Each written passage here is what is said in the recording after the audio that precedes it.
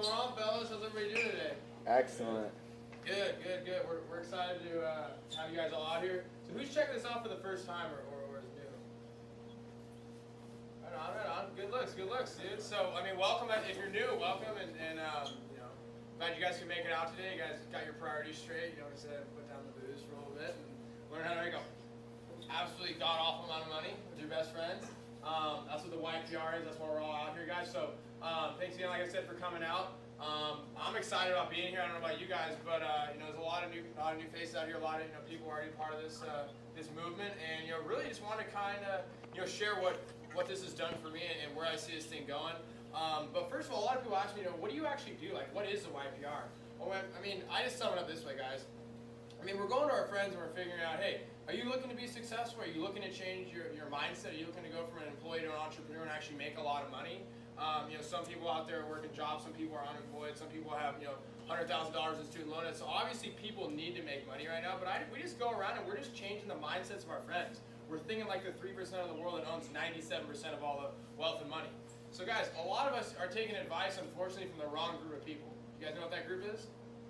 It's the 97% of people that own 3% of the money. So we're taking advice on how to make money from the wrong group. So, I mean, that's why this thing is working, is we're going to people and saying, hey, understand who you're taking advice from. If you don't like the cars they're driving, the houses they live in, the money they're making, you shouldn't take advice from them.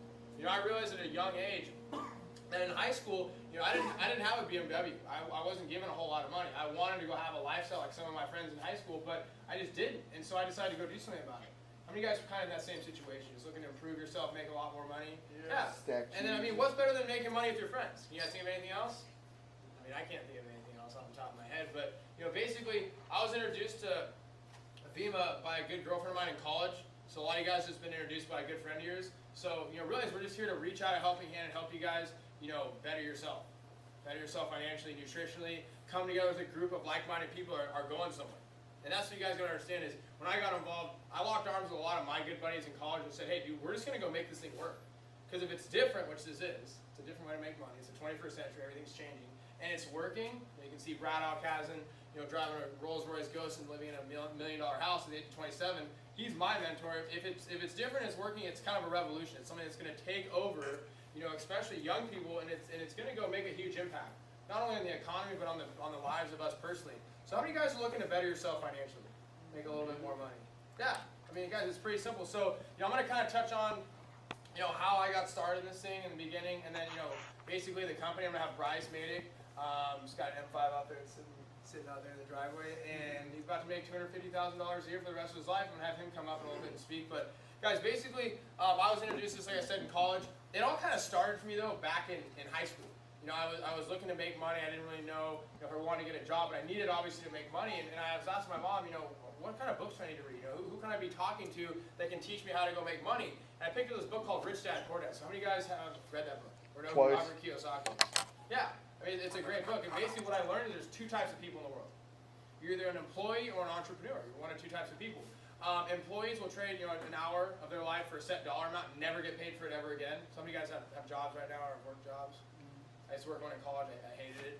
And then entrepreneurs, if they put an hour of time in, they're going to get paid on that hour for the rest of their life. And we're here to teach you guys how to be paid like entrepreneurs. So, I mean, pretty much right there, just learning that if I put an hour's worth of work in, which I'm going to have to put hours worth of work into something to make money, I want to get paid in it forever. What do you guys think? Hell yeah.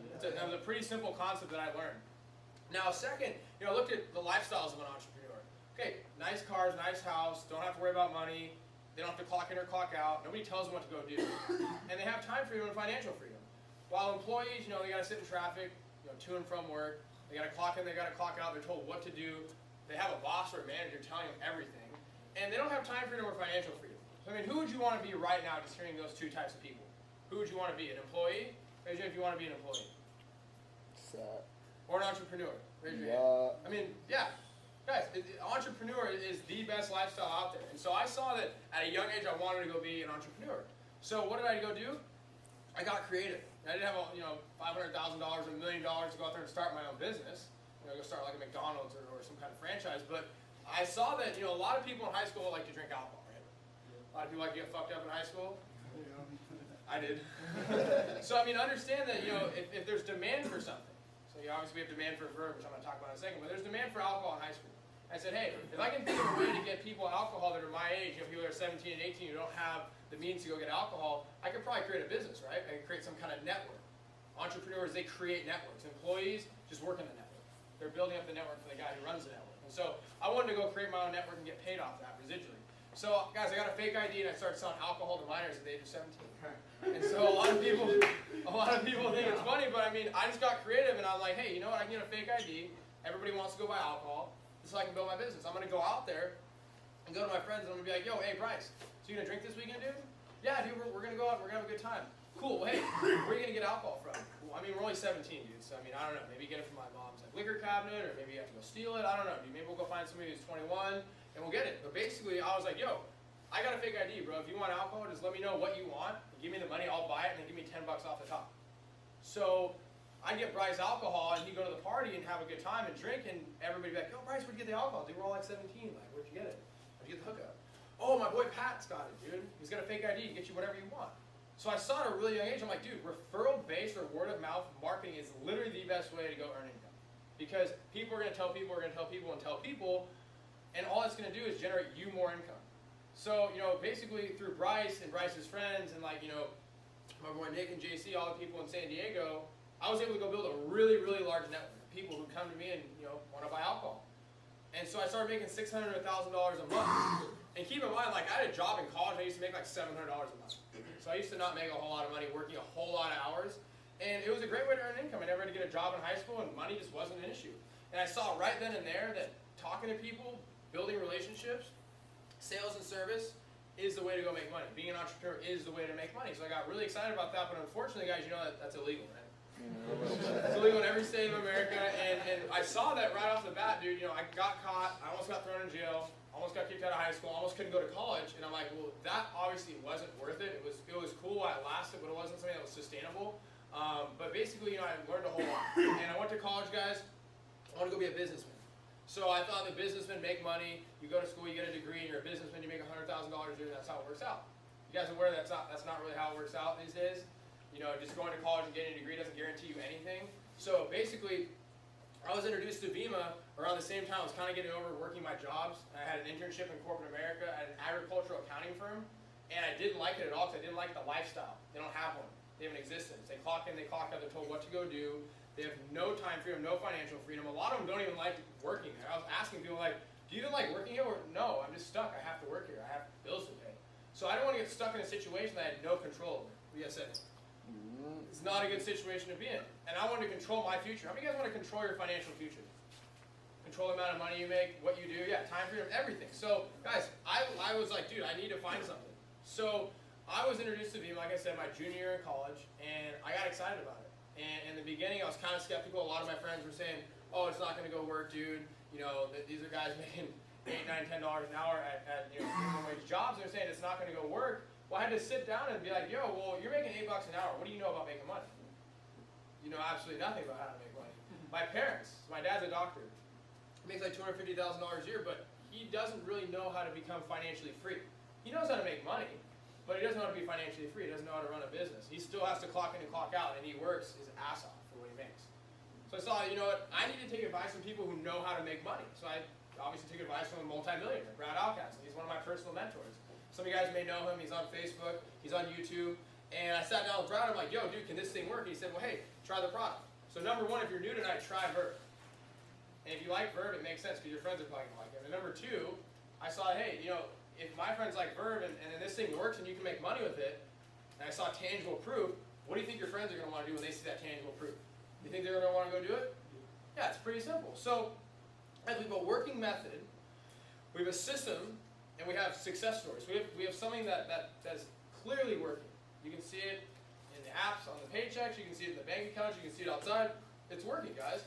So right now in the economy, working jobs, it's hard to go get a job. 1 or 2 kids are now graduating college and are either unemployed or underemployed. So you have a lot of people that are finishing up school like this year that aren't getting jobs. You have a lot of them that are going to go work jobs that don't even require a college degree. And then the people who do get jobs in corporate America, dude, have fun working one of those for like 45 years, working till you're like 75. That doesn't seem like something anybody would want to go do. But I'm not here to bash school or work. I'm just here to say, keep an open mind and realize that this thing is working. It's taken off. And what I want to do is I want to have my boy Bryce Majdick come up and kind of break down what the Vima is, what this opportunity is all about, how to make money and then what this has done for him. So Bryce, you want to come up here, dog?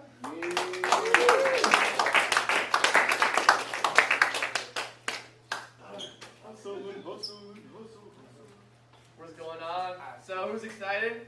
You. Yeah, I'm fired up too. The M5 outside got me a little bit more excited. So that's this guy. That's pretty sick too. But anyways, my name is Bryce Majdick. I was going to San Diego State University. Was a pre-med major, no history in marketing at all. Kind of fell into the party scene, living for the weekends, living from paycheck to paycheck. Wanted something different. Always wanted to own my own vehicle. Always wanted to make a lot of money. So what did I do? I followed my dad's footsteps. My dad's a doctor, so he makes a multiple six-figure income. All his friends are lawyers and doctors. They all make decent amounts of money. You're talking about a six-figure income and compare it to like a millionaire. It's just relative. So obviously, I saw what that could do for you. I saw what school could do for you. But at the same time, he falls into the small business category where you might make a lot of money, but he doesn't have a lot of time. So does that make sense to anybody? No, dude. Nope. If you work a lot of hours, that's where the entire saying "money's the road of all evil" comes from. Because you work so much, you're just trading time for money. I met a guy named Brad Alcazan. Well, first of all, actually, when I first got approached to do this, I was skeptical. So if you're new tonight, don't go try to explain this to anybody, because the person that explained this to me had no idea what they were talking about, so he turned me off to it. So my first answer was no. He came back up to me a week later. He's like, you know what, Bryce, you're my friend. You'll do me a favor. I want you to go meet this millionaire. His name's Brad Alcazan. Patrick talks about him. So obviously, if you're 26 years old, making over $2 million a year, $50,000 to $80,000 a week, you're at least listening to what the guy has to say, right? Yep. So I went over to his house. BMW's parked outside. Dude drives a Rolls Royce. So obviously I saw that it was credible. And I was excited, man. I walked inside, met people my age making lots of money. Met a kid named Alex Moore who basically turned this into over 6,000 people at ASU, and how he basically turned this into a multiple six-figure income in 1 year. Obviously you want to be that guy at San Diego State University, right? Most of our friends are working for $8 an hour, $10 an hour. A lot of my friends graduated and moved back home with mom and dad. So what did I do? I went back home and talked to my dad about it. And my dad, of course, guess what he says? Oh, my two most successful friends are actually in network marketing. One owns a private jet plane. I actually flew on a private jet plane up to his private lake house. He has Lamborghinis, Ferraris. He taught me how to barefoot and water ski on his private lake house.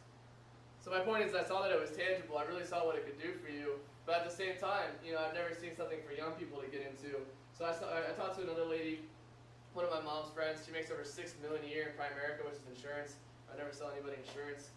Herbalife, Line Nutrition. I would never sell pill capsule vitamins. If I, Todd and Patrick, go check out these pills. Probably knock them out of the head, my hand, and be like, go fuck yourself.